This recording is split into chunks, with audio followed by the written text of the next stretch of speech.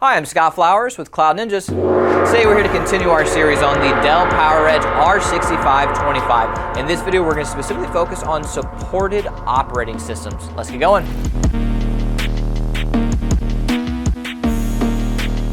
Hey, thanks for stopping by today to learn a little bit more about the Dell PowerEdge R6525. Do us a favor, if you find anything that helps you in this video, click that like and smash that subscribe. All right, let's hop in. This video is going to be specifically dedicated to what are the supported operating systems for your R6525.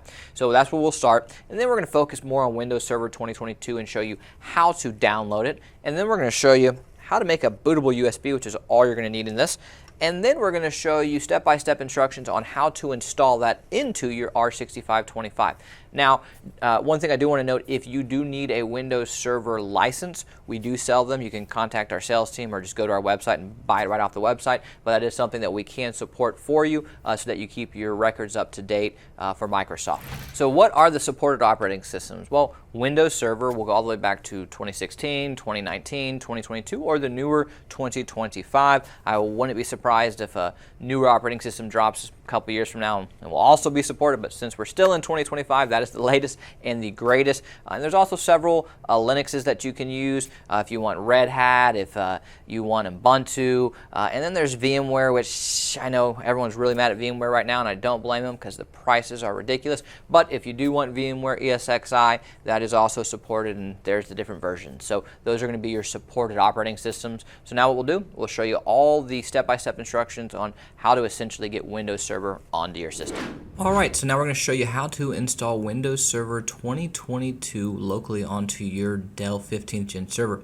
All you're going to need is a server with enough storage space available for the installation. You can do this with an external USB drive. You can do this with an M.2 SSD plugged in through an adapter, SAS or SATA drive plugged in through the backplane. You can do this a number of different ways. This process does not require an active network connection on the server. First thing you're going to do is go to the Microsoft link that you see listed here, and we're going to download the English 64-bit edition ISO file. Now we need to create a bootable USB. We are going to use a program called Rufus. So we just go into Google or to a web browser in general and search Rufus, download the program, and run it once it is downloaded. Plug the USB into the computer that you downloaded Rufus on, and under the device in Rufus, make sure the USB drive is selected. If you only have one USB drive plugged into your machine, it will be selected by default.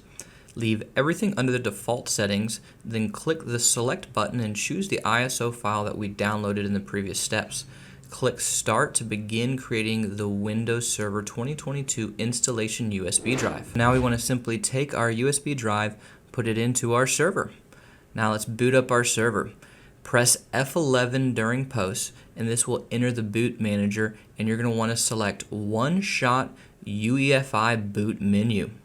Select the USB drive that we plugged into the server and hit enter.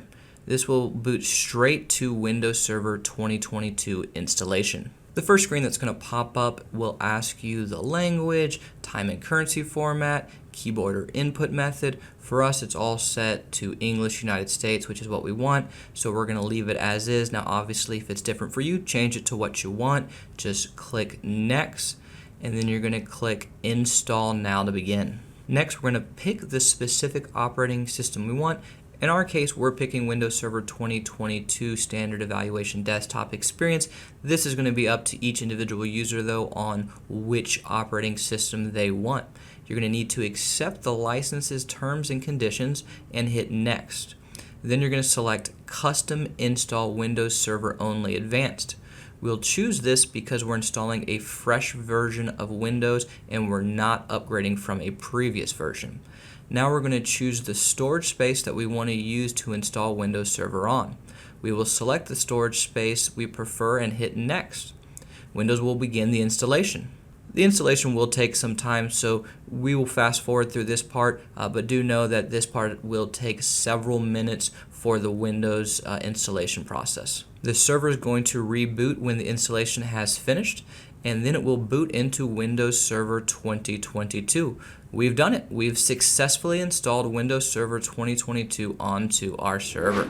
Well, hey, if you found this video helpful, do us a favor, click that like and smash that subscribe. And if you're looking for any custom built Dell, HPE, Supermicro, IBM, Cisco, we would love the opportunity to earn your data center, your home labs business. Please email us at sales@cloudninja.com. That's sales@cloudninja.com. Thanks for stopping by, guys.